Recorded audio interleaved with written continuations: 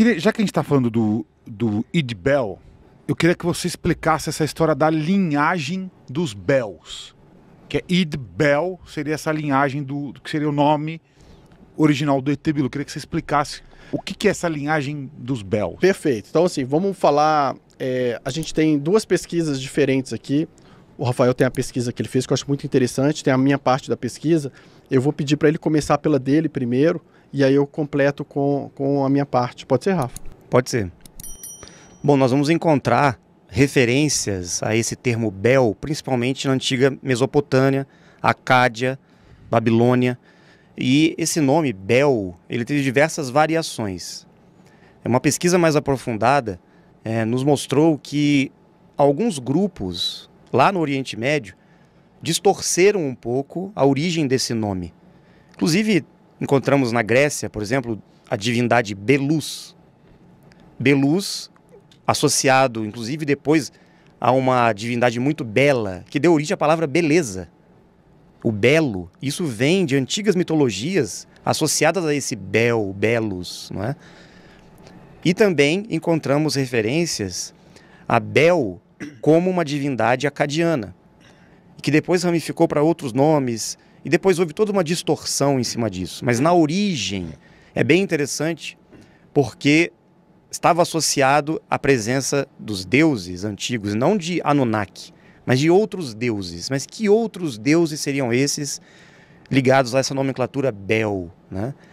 Então, teve muita distorção, inclusive com relação a Babilônia, Babel, Torre de Babel. O que significa isso, né? Então, isso tem que ser pesquisado. A gente não tem respostas prontas, né? Não temos uma conclusão da pesquisa. Agora, interessante, porque esse termo que o Urandir trouxe para nós, com relação ao Bilu, lembrando que esse termo Bilu, ele teve uma associação, na época da mídia, que eles tentaram fazer a chacota, né? Chamando de ET brasileiro, ET Bilu. Na verdade, isso era uma forma que ele usava esse nome para que as pessoas tivessem mais afinidade com ele aqui no Brasil. Até porque ele estava mexendo com a frequência dos brasileiros na época. Mas muitos deram risada, né? Bilu, mas isso é nome? Onde já se viu esse termo? Mas se você vai buscar um conhecimento mais antigo, inclusive o termo Idbel, em pesquisas recentes, nós encontramos... Eu vou colocar na tela uma imagem que eu recortei, um print, tá, de pesquisas no Google mesmo. Não sei se está ali na tela. A palavra Adbel, um nome árabe, que seria um dos descendentes de Ismael, da linhagem de Ismael.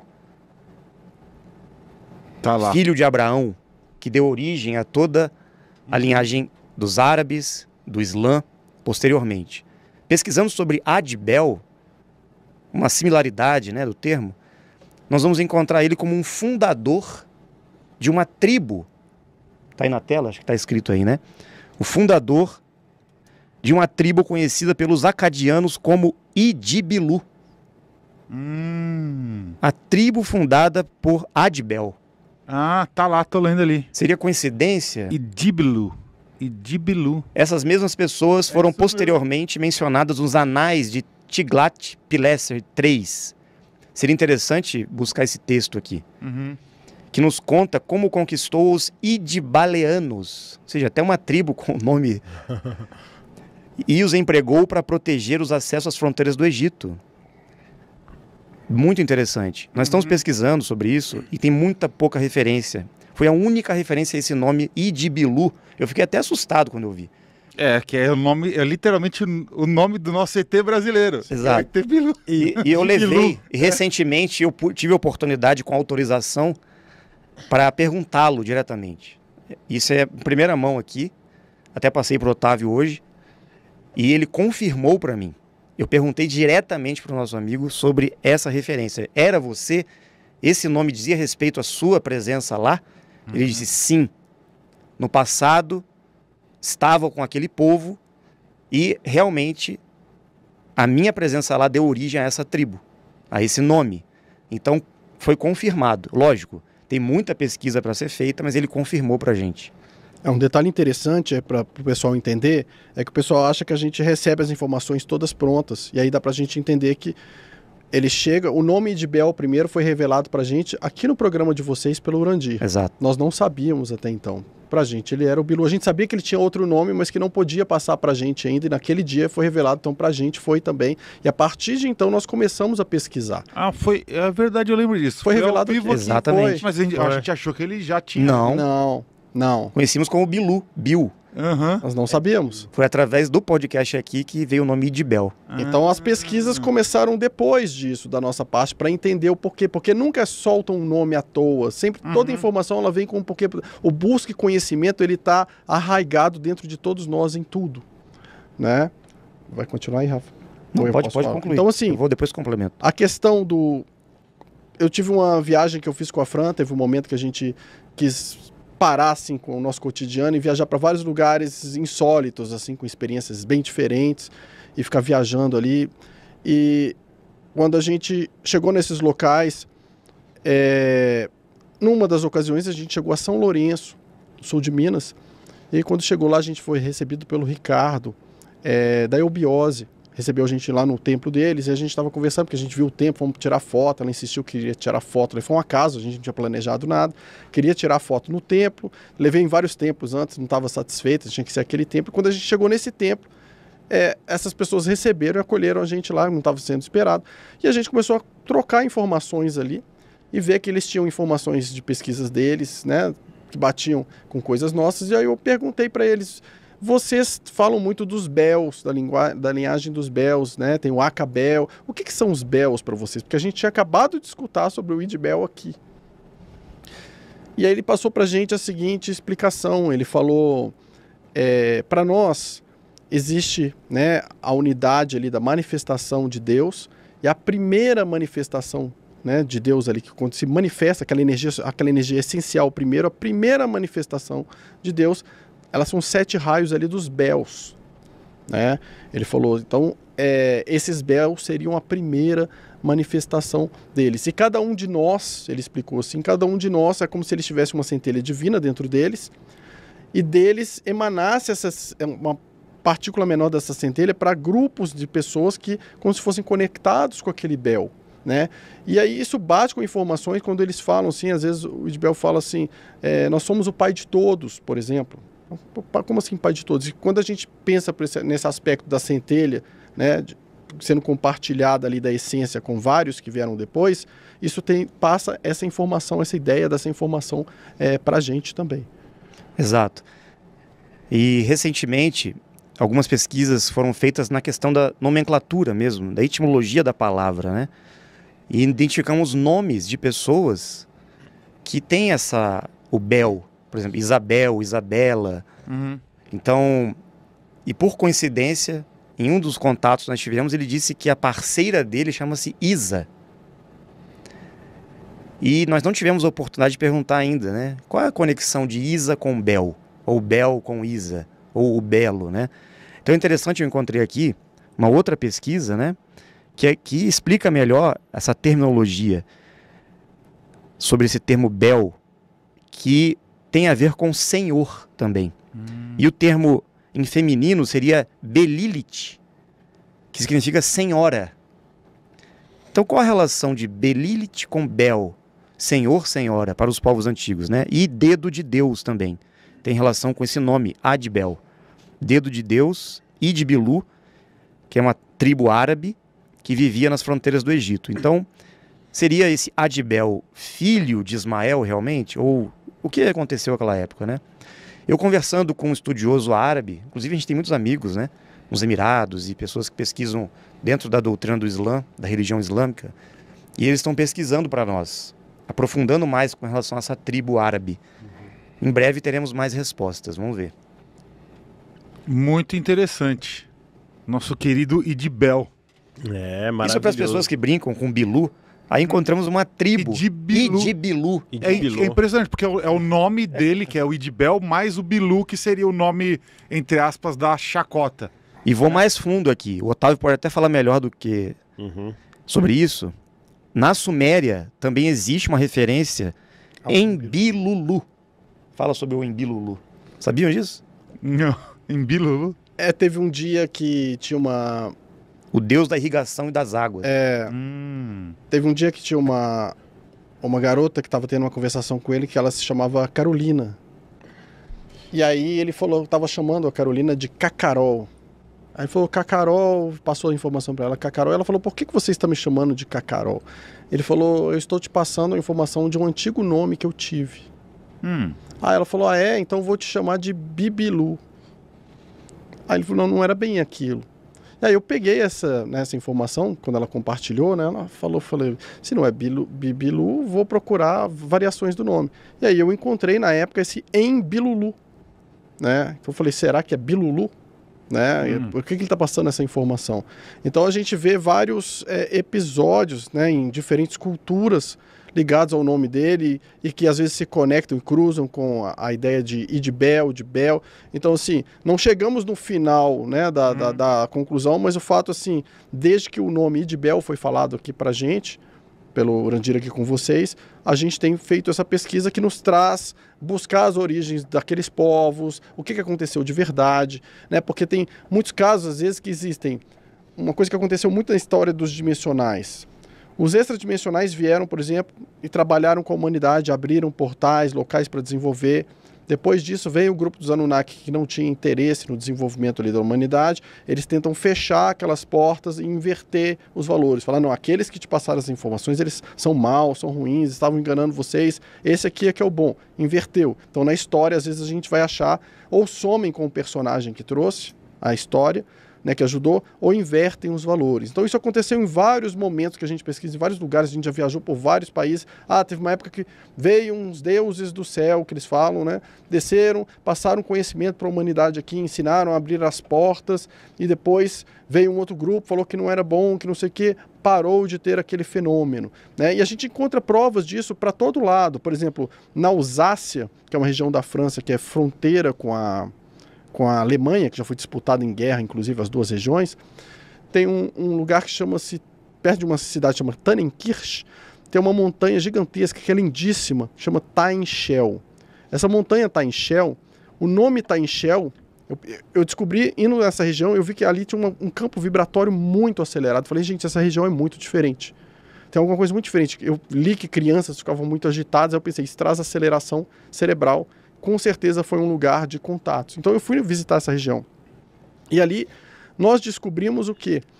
Que o nome Tainshel significa a montanha dos deuses. E que há uns 15 anos atrás encontraram lá umas tabuletas. Eu não tenho um desenho delas aqui, mas posso mandar para vocês depois. Umas tabuletas que tinham um desenho de naves e seres interagindo, passando conhecimento para a humanidade. Datam de 2000 anos as tabuletas. Aí o que eles fizeram com as tabuletas? Saiu nos jornais e tudo mais, sumiram com tudo e colocaram no Museu de Estrasburgo, né, que fica na região da Alsácia. Então, assim, provas de que aconteceu essa interação sempre entre dimensionais, extradimensionais com os humanos, ensinando a aceleração cerebral, ensinando o desenvolvimento de certas coisas, trazendo tecnologias, depois, tempos depois, vindo outros grupos tentando colocar outras crenças ali, fechar essas portas, né, mudar o tipo de desenvolvimento ali da região, é uma coisa cíclica, que sempre aconteceu. Né? Então, sempre vem um grupo de dimensionais, trabalha ali de uma certa maneira. Se aquilo ele começa a se desenvolver de uma maneira que incomoda, vão tentar fazer alguma coisa para modificar depois. Né? Ou inverter valores, né? Que bate muito com quem pesquisa a vida de Cristo. Né? Alguém veio com energia crística, né? E passou o conhecimento aqui embaixo. Mas esse alguém que veio, esse Jesus que veio de verdade, não é igualzinho o que está escrito ali na Bíblia. Né? Porque se a gente pegar a parte ali principalmente ali dos romanos ali, que o Paulo de Tarso foi que solidificou, né, mesmo a Igreja Católica, tem muitas coisas que ele colocou ali para dar apoio para o Império Romano. Né? Ele estava apoiando os imperadores flavianos, então ele foi um agente deles naquele momento, bem da verdade. Né? Então, assim, o que é passado do Cristo ali, das mensagens ali, tem muita coisa que foi deturpada, que não é original. Então, o que ele fez ali?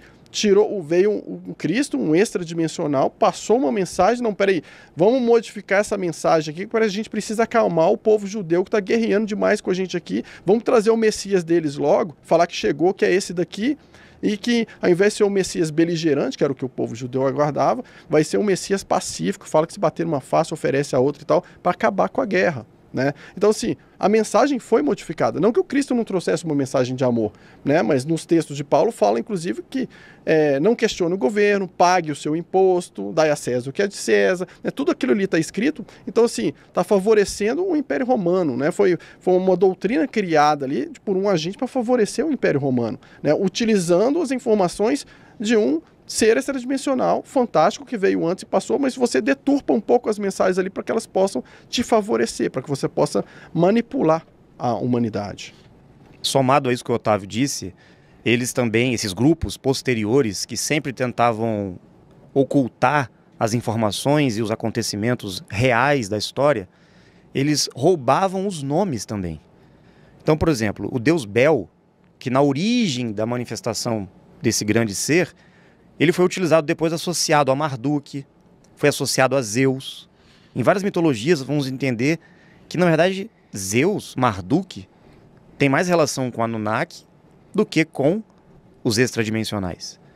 Assim como outros mitos nórdicos e outros mitos na Terra, de outras civilizações, nós vamos encontrar associações, porque parece que quando esses Anunnaki ou outros grupos chegaram nesses locais, que já existia ali uma cultura, uma história, um conhecimento sendo difundido, eles se apresentavam como se fossem as divindades, como se fossem os deuses antigos desses povos. Ah, então eu sou Bel, eu sou esse deus que vocês cultuam. E pegavam os nomes para eles.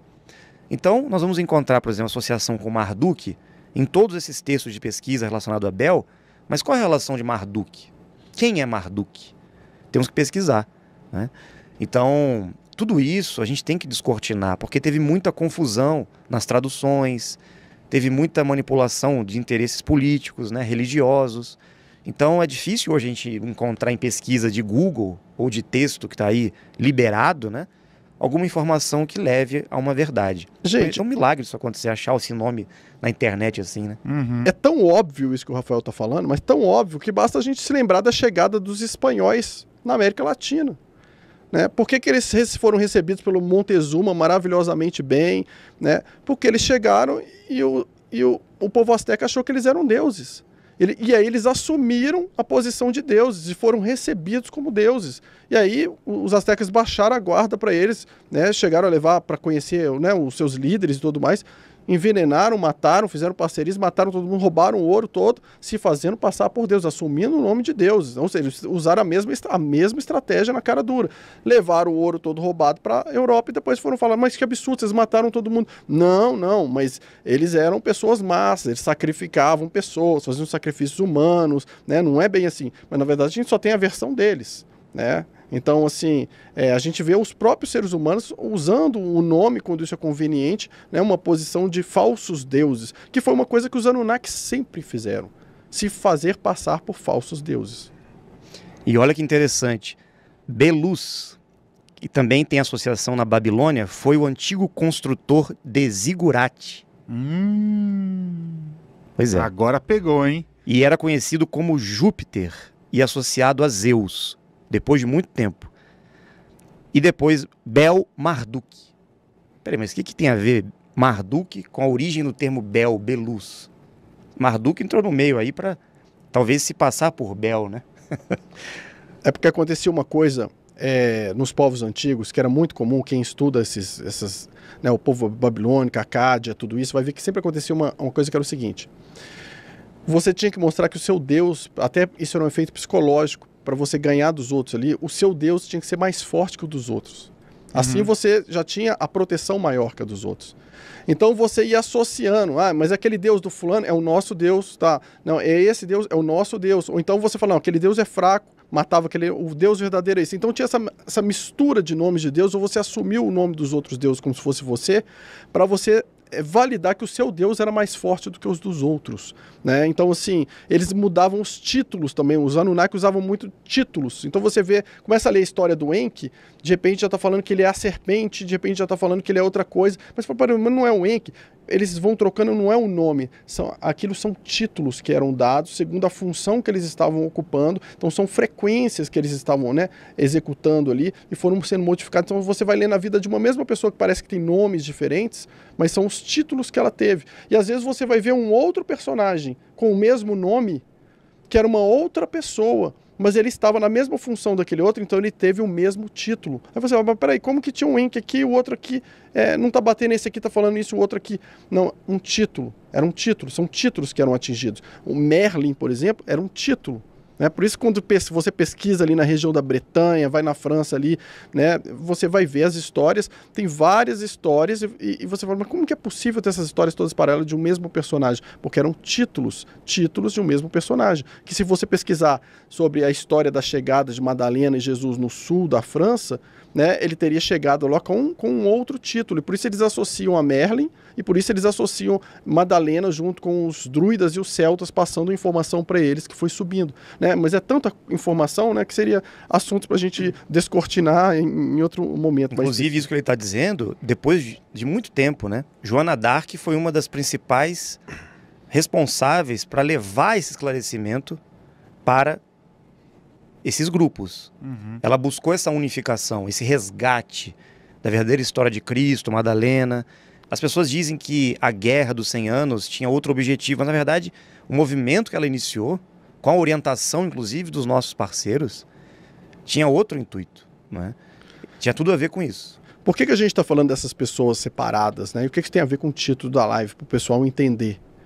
Porque todas essas lideranças, né, Madalena, Joana d'Arc, todas foram consciências dimensionais que estiveram aqui embaixo com uma missão específica, sendo orientadas, assim como Jesus, sendo orientados diretamente pelos extradimensionais, né, em parceria. Sendo orientados, gente, não significa que os dimensionais eram os chefes deles, não, porque é uma tarefa de parceria.